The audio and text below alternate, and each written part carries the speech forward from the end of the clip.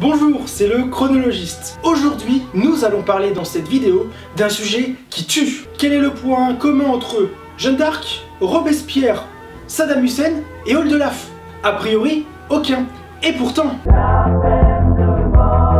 Mais depuis quand l'abolition de la peine de mort en France? Eh bien tu vas le voir, tes parents étaient déjà peut-être de ce monde.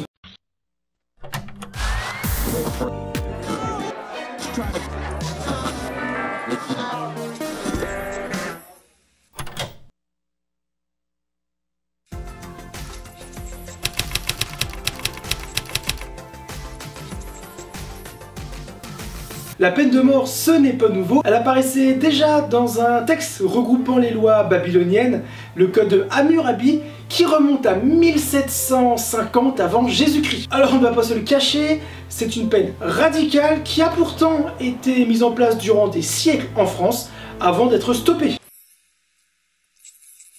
Certains, eh bien, ils n'ont pas respecté les règles de vie en société et ils en ont payé les pots cassés. C'est bien plus grave que celui qui porte des chaussettes dans ses sandales. Là, un véritable fashion faux pas. Je te parle vraiment des dangereux criminels qui vont tuer, violer, éviscérer leurs victimes. Et là, pour le coup, c'est vraiment horrible. Résultat, la pendaison, l'injection létale, la chaise électrique ou encore mieux, la guillotine. Ça fait rêver. Dans l'Hexagone, les exécutions en pleine rue sont fréquentes. Mais tout va changer le 18 septembre 1981.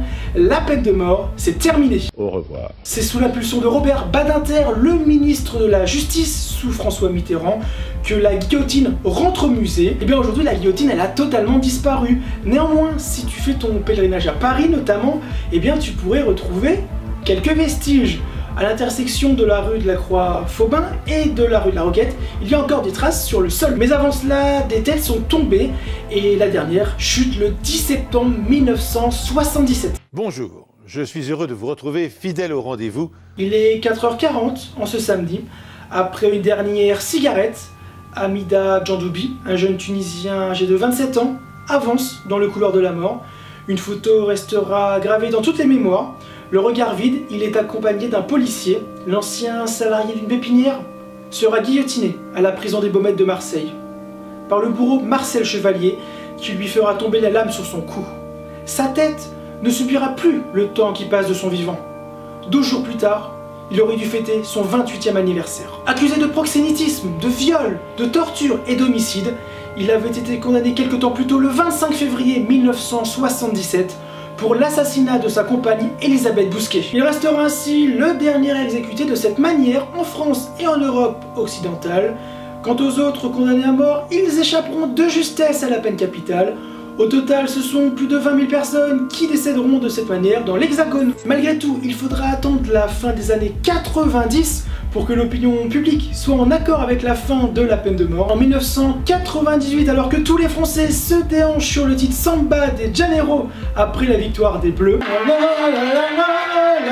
l'Institut IFOP, que tu connais forcément, donnait 44% des Français favorables à la peine de mort, tandis que 54% y étaient farouchement opposés. Symbole sanglant de la Révolution, eh bien la guillotine, elle est française, si tu ne le savais pas, avec du bois et du métal bien de chez nous. C'est en 1792 qu'une nouvelle machine révolutionnaire pour l'époque voit le jour. Ne t'inquiète pas, ça va bien se passer.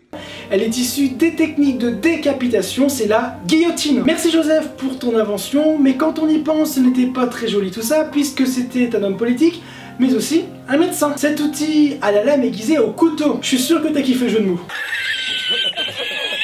Sera utilisé pour la première fois le 25 avril 1792 à Paris. Nicolas Jacques Pelletier ouvre le bal pour avoir poignardé un passant. Il sera exécuté en place de Grève, l'actuelle place de l'hôtel de ville. Le sang gicle sur les badauds, la tête tombe dans le panier, son cerveau fonctionne encore. La mort n'est pas immédiate avec cette technique. Certaines stars ou influenceurs du moment sont choqués par la violence de la peine capitale. C'est le cas notamment d'Hugo, qui en fera son combat tout au long de sa vie. Et pour cause, en 1829, il sort ce livre, Le dernier jour d'un condamné.